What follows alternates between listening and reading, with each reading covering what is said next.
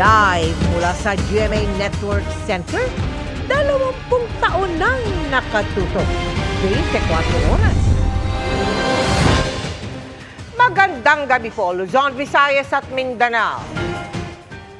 Malakas na hangin ang naranasan sa Cagayan, kung saan 2 beses naglandfall ang bagyong Marce bago lumabas ng bansa kaninang hapon. Natuklap ang ilang bubong dahil dyan at wasak ang maraming bahay, paaralan, simbahan at mga negosyo.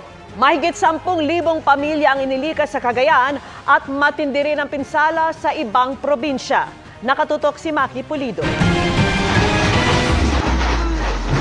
Kumakalampag na ang yerong yan sa Sanchez Mira, Cagayan nang subukang itali ng isang lalaki. Pero maya-maya pa, kumalas din ito at tinangay ng hangin.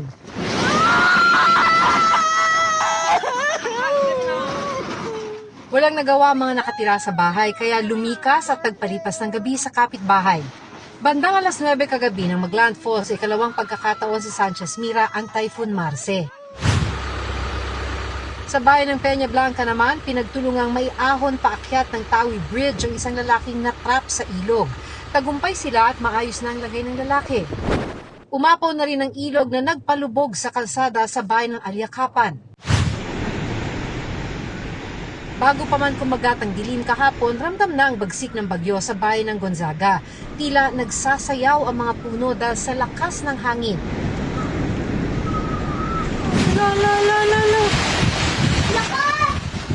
Ang hangin ng bagyo ramdam din sa Sarat, Ilocos Norte. At sa Lawag City, kung saan halos kalahating oras na wala ng kuryente. Sa lakas ng hangin, sumalpok pa ang kotseng ito sa poste ng ilaw. Nawasak din ang barikada ng St. William Cathedral. Hinampas din ng malakas na hangin ang pagudpod. Kaya natumba ang mga poste ng kuryente na inaayos na ng Ilocos Norte Electric Cooperative. Walang kuryente sa maraming lugar. Para sa GMA Integrated News, Maki Pulido, nakatutok, 24 oras. Kinumpiska ng mga otoridad ang milyong-milyong pisong halaga ng mga gatas para sa mga senior citizen at diabetic sa isang bodega sa Rizal. Ibinebenta umano ang mga yan ng mas mura online pero peke pala. Nakatutok si John Consulta, exclusive. Sa bisa ng search warrant, pinasok ng NBI Intellectual Property Rights Division ang warehouse na ito sa isang private subdivision sa Cainta, Rizal. Tumambad sa mga operatiba ang kahong-kahong ito na naglalaman ng mga counterfeit na espesyal na gatas para sa mga senior citizen at diabetic. Ang ilan sa mga naharang na gatas, i-deliver na dapat sa mga umorder na kliyente. Dumulog sa atin yung isang paggawa ng isang special na gatas. Ang nireklamo nila may namameke ng produkto nila. Binerify natin yung sumbong nila at napag-alaman natin, nakumpirma natin na meron nga isang establishment sa Rizal area na nagbebenta ng peking gatas. Kulang-kulang 4,000 na lata ang nakumpiska natin sa kanila na nagkakahalagang mayigit kumulang 5 million. Ayon sa NBI, online ang bentahan ng mga peking gatas na ipinapasa sa mas murang halaga. Sa unang tingin, aakalain mong original na gatas ang binibili mo. Pero pag susuriing mabuti, makikita ang pagkakaiba. Ayon sa NBI, hiniling ng kumpanya ng gatas na nagrereklamo na huwag na silang pangalanan. Yung original, yung label niya, nakaprint mismo dun sa lata. Itong peke, sticker to na dinikit lang sa lata. Isang indication yun na peke yung gatas na yan. Hindi natin sigurado kung anong content o ingredient nito. Maaring ang content nito ay makasama pa lalo sa kalusugan nila. Imbis na makatulong, hindi rin ito dumaan sa FDA. Kaya napakadelikado sa ating mga vulnerable citizens. Sasampahan naman ng reklamong paglabag sa trademark infringement at unfair competition ang kumpanyang ni-raid na wala pa ring pahayag. Hihilingin din daw nila sa korte na maglabas ng kautusan para sirain ang mga peking gatas upang di na may benta pa sa merkado.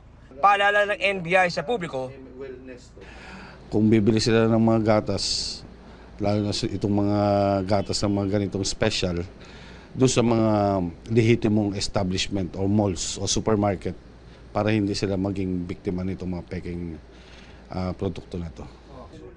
para sa GMA Integrated News, John Consulta, nakatutok 24 oras. Asahan ang ilang pagbabago sa mapa ng Pilipinas kasunod ng pagpirma ng Pangulo sa 2 batas. Itinatakda ng mga iyan ang 3 sea lane at ang teritoryo ng Pilipinas alinsunod sa 2016 Arbitral Award. Nakatutok si Darlene Kai. Pinirmahan na ni Pangulong Ferdinand Marcos Jr. ang Maritime Zones Law at Archipelagic Sea Lanes Law. Itinatakda ng Maritime Zones Law ang teritoryo ng Pilipinas alinsunod sa 2016 Arbitral Award, kabilang ang parte ng dagat na sakop ng bansa at kung alin man ang ating exclusive economic zone. Formal din itong isinasabatas ang paggamit sa pangalang West Philippine Sea sa bahagi ng South China Sea na sakop ng Pilipinas.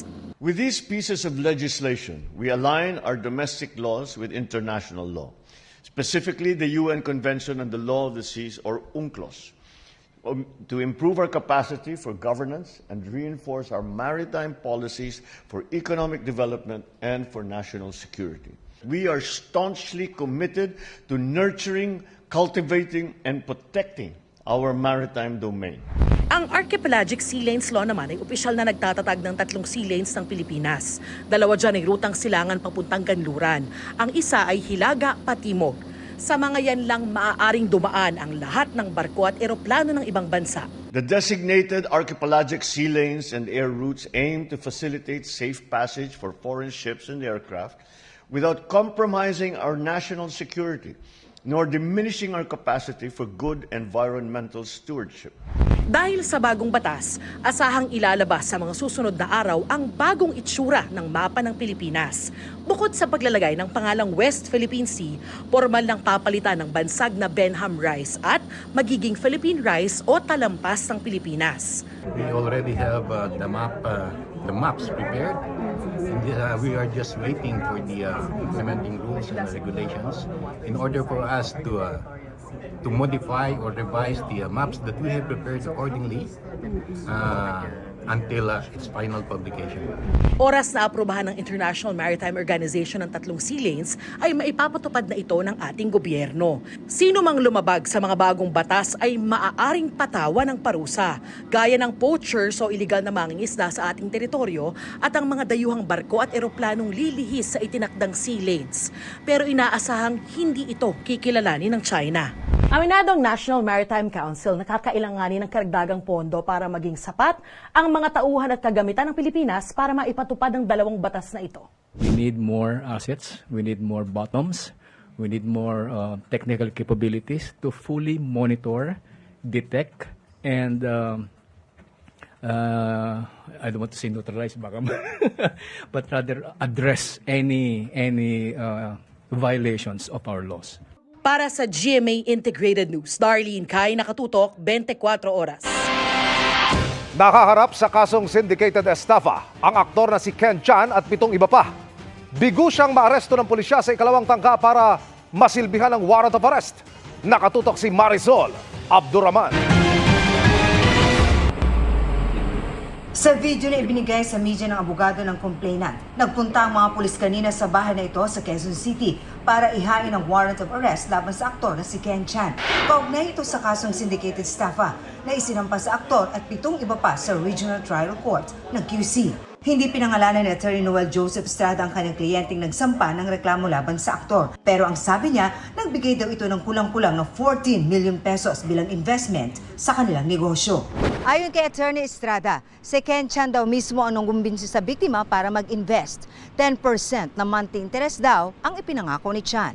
Siya mismo yung actively na nag-solicit, humingi ng pera dun sa complainant, sa aming kliyente, at sabi ay invest sa restaurant business at nangangako na ito ay magbibigay ng malaking interest, monthly interest na kita. Nagsara na, nagtago na at nawala na yung negosyo kaya ho nagkaroon ng kaso. Bigo ang mga pulis na mai-serve ang arrest warrant. May tumanggap ng warrant? Wala walang tao dito sa bahay ni Mr. Ken Chan. Ito na raw ang pangalawang beses na paghahain sana ng warrant of arrest kay Chan. Pero wala pa rin tao sa kanilang bahay nang una itong dalhin noong September 23. Non-bailable ang kasong syndicated staffa na may kaparusahang life imprisonment. Patuloy naming sinisikap na makuha ang panig ni Chan. Simula nitong Hunyo ay nagpahinga muna si Chan sa kanyang mga showbiz commitment. Huli siyang napanood sa Abot Kamay na Pangarap bilang si Doc Lindon. Para sa GMA Integrated News, Marisol Abduraman, nakatutok 24 oras. Not guilty ang tugon ni Alice Guo sa dalawang graft case na hinaharap sa Valenzuela Regional Trial Court. Kaugnayan ang pag-issue ng permit sa Pogo sa Bamban, Tarlac nung alkalde pa siya. Nakatutok si Chino Gaston. Naghain na ng not guilty plea sa Valenzuela RTC Branch 285 si dismissed Bamban Tarlac Mayor Alice Guo kaninang umaga. Dalawang kasong paglabag sa Anti-Graft and Corrupt Practices Act ang isinampa laban kay Guo ng kaugnay ng pag-issue umano ng dating alkalde ng mga permit sa mga dilisensyadong Pogo sa Bamban.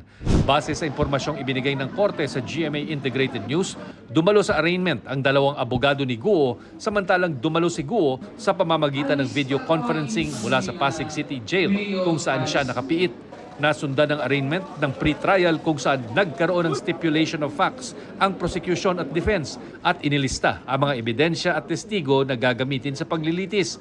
Sa darating na November 22 ang hearing kaugnay ng mga ebidensyang isinumite ng prosecution. Bandang hapon, dinala naman sa DOJ Manila si Alice Guo para panumpaan ang kanyang counter affidavit. Marami raw sa 35 akusado ang hindi humarap sa preliminary investigation o nagsumite ng counter affidavit.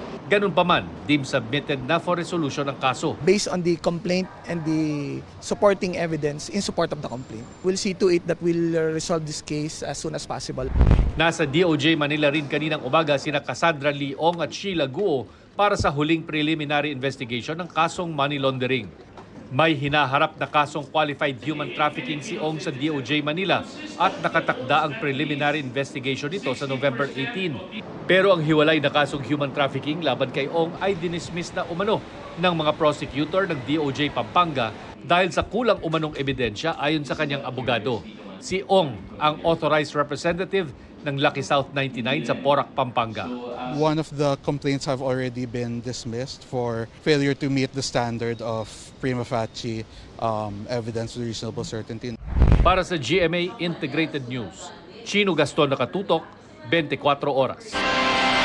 Iginiit ni Senator Win Gatchalian na hindi niya kailanman pinahiram ang kanyang Protocol Plate 7 kanino man. Kasunod yan ang pagkahuli sa EDSA Bus Carousel ng isang luxury vehicle na may protocol plate na pang-senador na nakarehistro sa kumpanyang pinamumunuan ng kapatid ni Gatchalian. Sabi ng senador, wala siyang koneksyon sa kumpanyang Orient Pacific Corporation, ang may-ari ng puting SUV. Ang official license plate daw niya na rehistrado sa Land Transportation Office ay nakakabit pa sa kanyang kotse.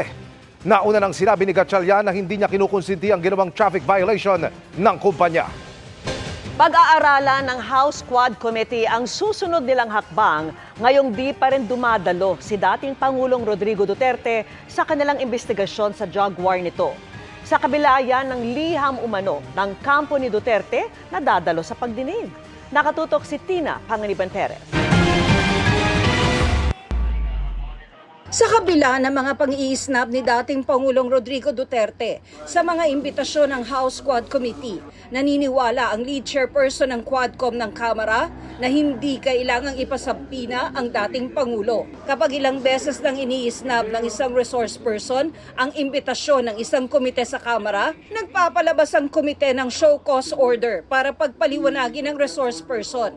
Pag hindi pa rin sumipot, pinapasabpina ito. Pag absent pa rin, posibleng i-contempt na ito at ipakulong. Siguro dapat mag-usap-usap muna kami kung ano bang dapat takbang. We will extend to him the courtesy that the committee can in deference to him being the former president. Pero malinaw ang posisyon ng isang co-chair ng Quadcom. He has promised us, this committee, through his letter, that after November 1, he will be present in today's hearing. Kung hindi tayo naglulukuhan dito, natatakot siya na pumunta dito? We should invite again the former president to be present in the next hearing. I don't think the former president will ever attend the Quad Committee. Ang mga testimonya nagdiriin umano sa dating Pangulo sa extrajudicial killings, may bigat kaya? Kailangan ito ay backed up by evidence, backed up by substantial corroboration coming from a witness or hindi kaya ay documentary evidence. Bibigyan naman ng access ng Quadcom ang Special Task Force ng Department of Justice na mag-iimbestiga sa mga kaso ng EJK. Yun naman po ang dapat at yan po ay hindi labag sa ating rules. Kung sakali naman po na may kakulangan sa mga impormasyon na nakalap ng komite, maaari po sila magtanong diretso doon sa mga taong gusto nilang interviewin na may kinalaman doon sa mga iniimbestigahan namin. Ayon kay Representative Barbers, marami pang lumalapit sa Quadcom para tumestigo, lalo na sa issue ng EJK. Umaasa siyang matatapos ang investigasyon bago matapos ang taon. Maaaring ma-terminate na namin yung investigation dyan sa Pogo, doon sa public accounts, no, yung mga lupa na binili ng mga foreign nationals. I cannot really honestly say hanggang kailan, but I'm looking at before the end of the year. Para sa GMA Integrated News, Tina Panganiban Perez, nakatutok 24 oras. At maki-update na tayo sa lagay ng mga taga-Cagayan kung saan 13,000 pamilya ang inilikas dahil nga sa Bagyong Marce. At mula sa bayan ng Sanchez Mira, nakatutok live si Jasmine Gabriel Galban ng GMA Regional TV. Jasmine. Vicky, tuloy-tuloy pa rin ang isinasagawang clearing operation ng otoridad sa iba't ibang bayan sa probinsya ng Cagayan. Kita sa video na ito, nakuha sa isang establishmento sa bayan ng Santa Ana, Cagayan, ang bagsik ng Bagyong Marce. Maging sa ilang bayan sa probinsya, magdamag naranasan ang malakas na hangin at ulan. Pahirapan na ang pagdaan ng mga sasakyan sa kalsada dahil na rin sa mga humambalang na poste ng kuryente at maging mga natumba o nabuwal na mga punong kahoy. Dahil sa bagsik ng Marce, sunod-sunod na nasira ang bahay. Kinakabahan po kami lahat. Takot po. Nag-iyak pa nga po sa gilid. Sa lakas po ng hangin kaya yun po nawala. Opo, na-wash out po. Maging ang kisame ng bagong gawang gusali ng MDRRMO at labi ng munisipyo ng Santa Ana, bumagsak din sa lakas ng hangin. Bagong-bago pa lang itong building natin, hindi natin akalain sa sobrang lakas ng bagyo, talagang matindi po yung tama niya sa amin dito. Kung sa mga ibang siguro, mga ibang structure pa, baka mas marami pa, lalong-lalo yung mga kabahayan po. Pagsapit ng umaga, tumambad ang lawak ng iniwang pinsala ng bagyo. Sa Santa Ana, Cagayan, kung saan unang naglandfall ang bagyo, maraming bahay ang nasira. Bumagsak ang kisame ng Santa Ana Commercial Center. Tinangay ng malakas na hangin ang mga yero at nasira rin ang dingding ng mga stall na ito. Nagliparan ng mga yero at meron pang sumabit sa kable ng kuryente. Nasira rin ang bubong ng ilang eskwelahan sa lugar. May sumadsad pang barko. Sa bayan ng Sanchez Mira, kung saan naglandfall sa pangalawang pagkakataon ng bagyo, gumuho ang bahagi ng welcome arc sa tindi ng lakas ng hangin. Nagtumbahan din ang mga poste ng kuryente. Natuklap ang bubong ng simbahang ito. At kabi-kabila ang mga pagbaha. Sa Santa Teresita, nagmistulang ilog ang ekta-ektaryang sakahan na ito. Kaya labis ang panghihinayang ng mga magsasaka. Aanihin na raw kasi sana sa Desyembre ang kanilang pananim. Imbis na meron kumahan ngayon wala naman. Nalubog din sa baha ang ilang bahay sa barangay Antiporda sa bayan ng Bugay. Talagang mahirap, ma'am. Nakakatakot kagabi, ma'am. Tinangay naman ng hangin ang bubong ng mga silid-aralan sa Bugay North Central School. Sa Alakapan, wala na halos natirang bubong sa isang paaralan. Pati sa bahay na ito, halos wala nang natira matapos masira ng bagyo. Halos ganyan din ang sitwasyon sa bayan ng Ballesteros, kung saan may natuklap ding mga bubong. Pinatumba rin ng bagyo mga punong kahoy sa bayan ng Abulog. Halos mawasak naman ng bagyo ang barangay gymnasium na ito sa bayan ng Pamplona. Habang natuklap din ang bubong ng isa pang barangay gymnasium na sumabit pa sa pose ng kuryente ang mga inilipad na yero. Pinatumba rin ng bagyo ang mga pose ng kuryente na ito sa bayan ng Kamalanyogan. Sa ngayon, 13 bayan ang walang supply ng kuryente. Inaayos na ang mga linya ng kuryente at mga naapektuhang communication line. Umabot sa 13,000 pamilyang inilika sa mga evacuation center sa pananalasa ng bagyo. Hindi na rin madaanan ang ilang kalsada at tulay bunsod ng pagtaas ng antas ng tubig sa mga kailugan.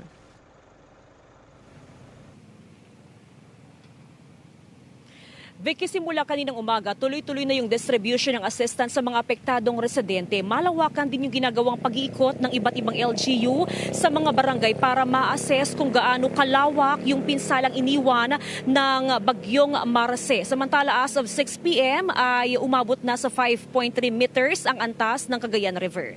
Vicky? Maraming salamat sa iyong update, Jasmine Gabriel Galba ng GMA Regional TV. Sa ating ulat panahon, tuloy-tuloy na ang paglayo sa bansa ng bagyong Marce. Nasa labas na yan ng Philippine Area of Responsibility at huling namataan sa layong 290 kilometers.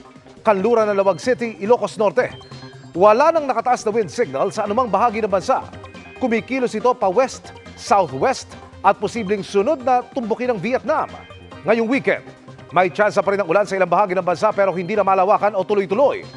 Base sa datos ng Metro Weather, may kalat-kalat na ulan bukas sa Ilocos Region, Zambales, Bataan, Mindoro Provinces, Palawan, Camarines Sur, gayon din sa ilang bahagi ng Visayas at Mindanao. Kasama po ang Samar at Leyte Provinces, Antique, Negros Island Region, Cebu, Northern Mindanao, Caraga, Davao Region at Soc-Sargen. Pagsapit ng linggo, may mga pag-ulan din lalo sa eastern portion ng Luzon at Visayas at Mimaropa. Posible rin yan sa ilang bahagi ng Mindanao. Sa Metro Manila, may chance rin ng thunderstorms ngayong weekend, lalo na bandang hapon. Samantala, nabuo na bilang low pressure area yung pong kumpol ng mga ulap na namataan kahapon ng Pag-asa.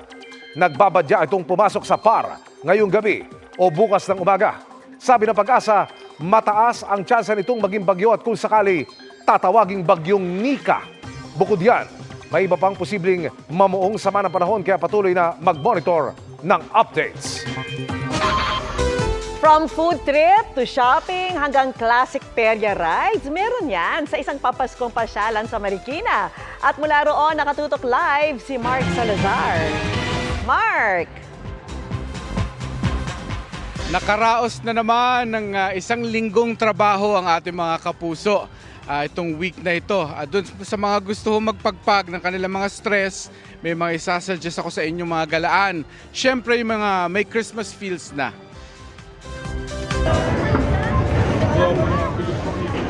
Kung taga Metro Manila kayo, sadyain nyo itong Marikina Riverbanks Christmas Saya Carnival. For all ages ito, pero pinakamasaya siguro ang mga bata dahil sa mga classic peryahan rides. Sa ibang amusement park, medyo mataas na yung presyo. Dito, kaabot kaya pa. Papatok din sa mga kabataan kung bargain shopping ang hanap dahil sa dami ng mga mabibili sa Tianggian. Pwede rin silang mag-chill sa kanilang sunken garden facing Marikina River. Kahit magkakasama lang kami, actually nakaka-help na yun para ma-relieve yung stress namin. Magandang time to, para makapag-relax sa mga dumaang week po.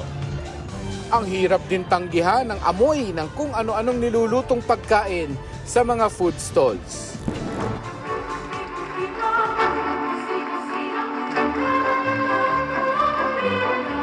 All red with a touch of gold naman ang inilawang Christmas tree sa isang mall sa San Juan City.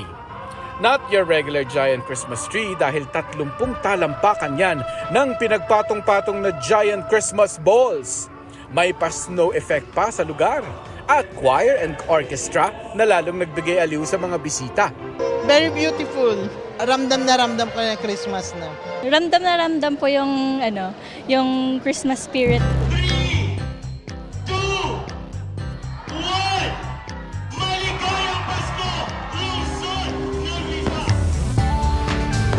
Christmas is in the air na rin sa Lipa City, Batangas matapos sa pailawan ang mahigit 40 talampakang Christmas tree sa Plaza de Independencia. Sinundan pa yan ng fireworks display. Sa likod ng Municipal Hall ng Abukay, Bataan, may dinarayo namang Christmas food bazaar.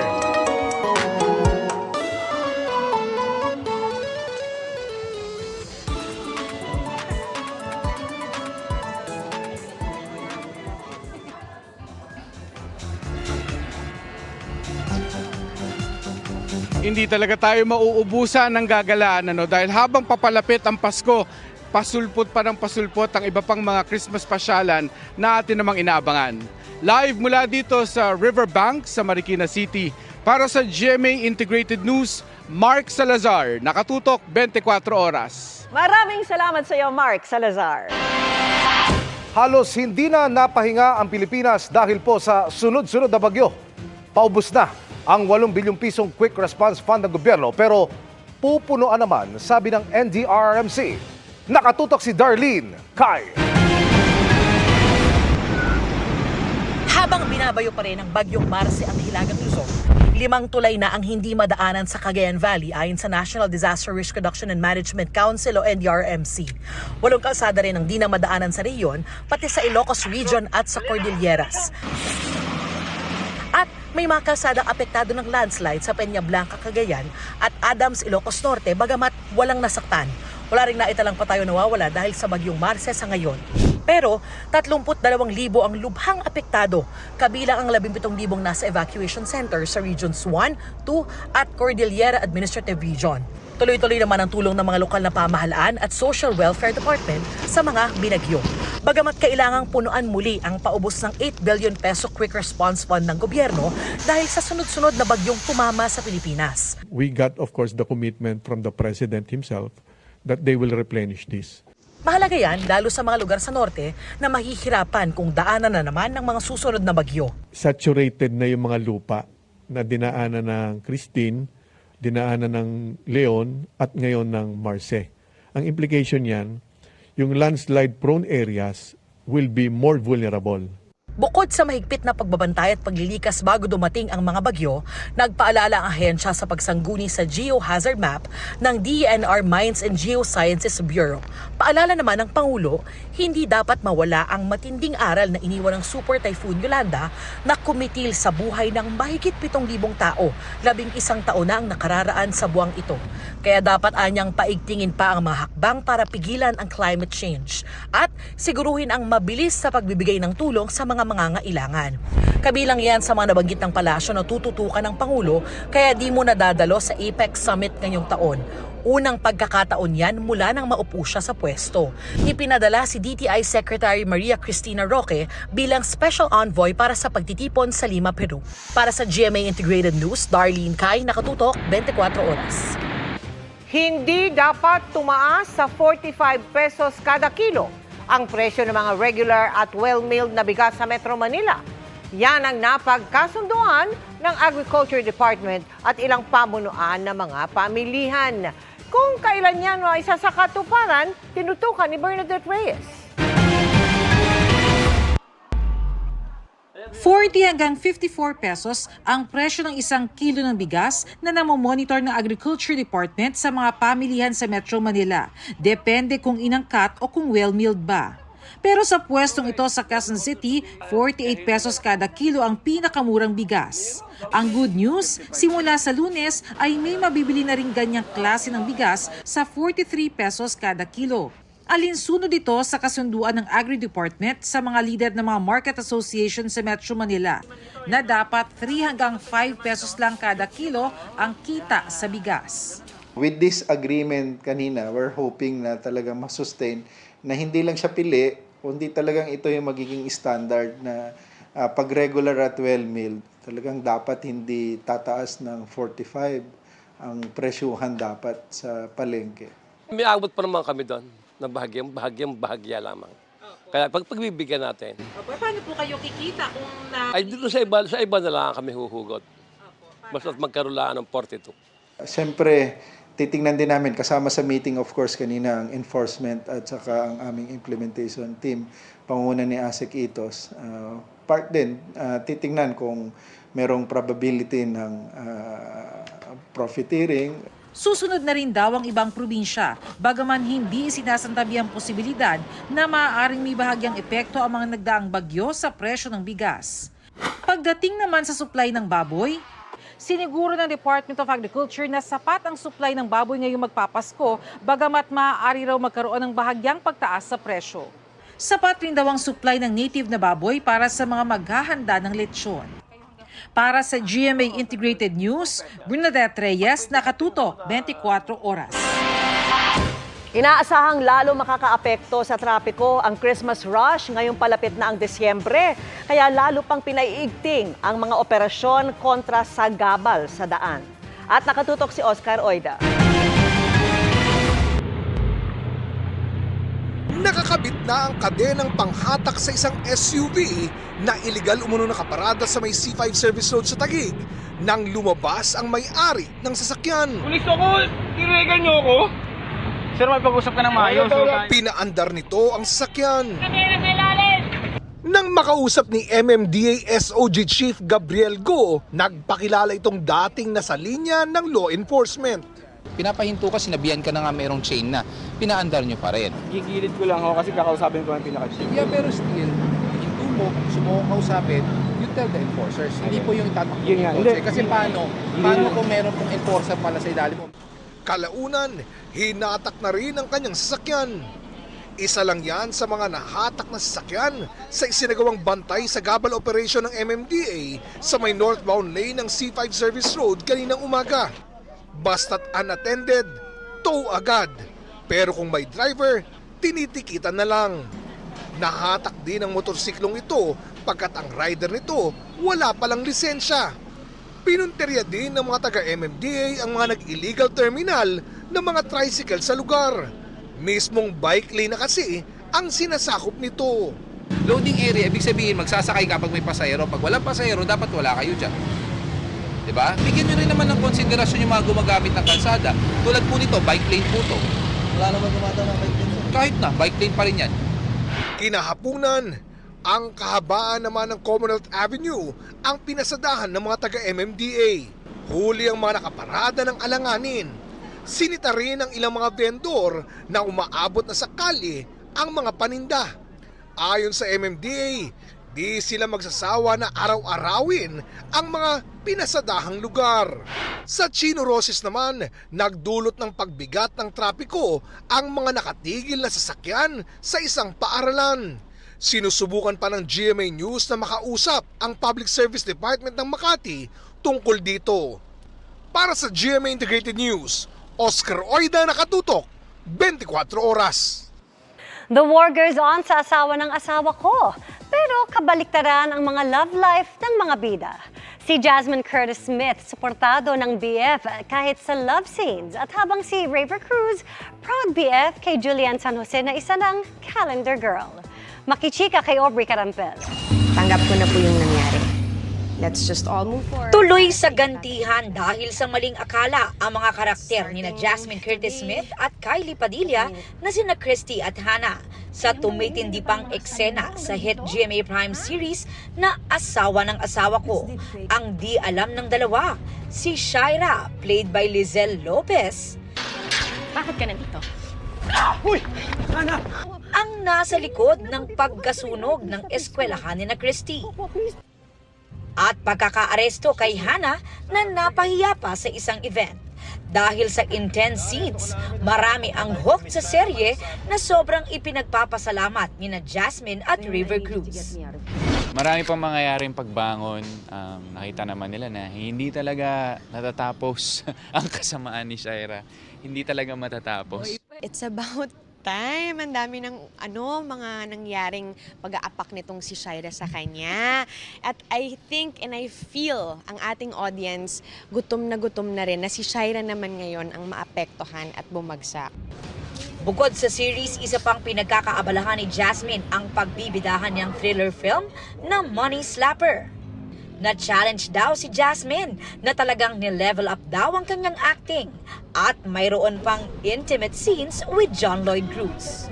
It's a good piece to work on, and also I think, yun nga, na ano kasi ako parang mas pinapaangat niya yung kakayanan ko kada bagong proyekto na may ganong klaseng kapareha.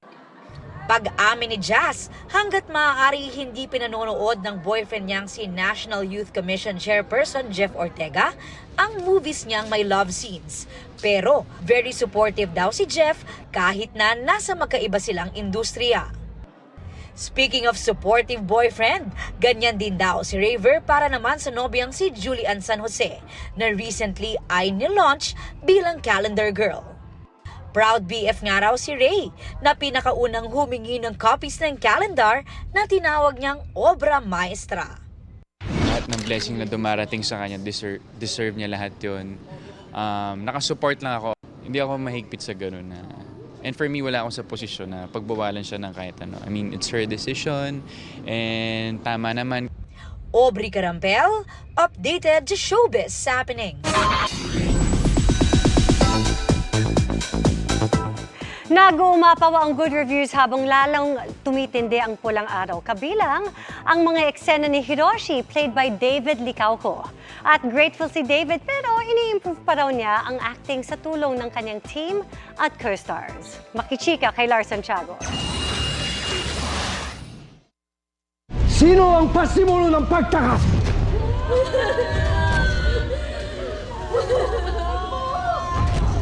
Well applauded ang sunod-sunod na mabibigat na eksena sa pulang araw.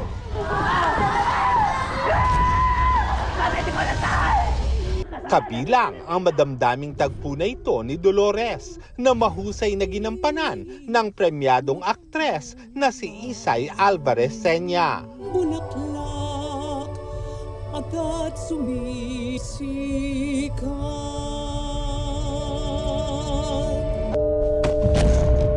Puring-puri rin ang eksenang ito ni Ryoichi Nagatsuka. Ano nangyayari? Ano gagawin niyo sa akin?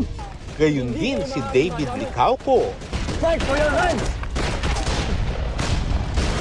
Nakakatabaro ng puso para kay David kapag nakakatanggap siya ng papuri sa pagganap as Hiroshi. I'm still not the best. I'm still improving. I'm still learning. You know, like learning from Alden, from Barbie to Sanya, also Dennis, and everyone, diba? So, yeah, and I also give credit to Direk Dom. Like I would say, he gave me the green light for me to be like this, diba? So for me to be creative, gives me a lot of inputs. Pero di pa raw tapos ang tumitindi at nakakagulat na mga eksena. May mamamatay, so kailangan nilang abangan yun kung sino ang mamamatay. Also, pa-intense ang mga eksena titular.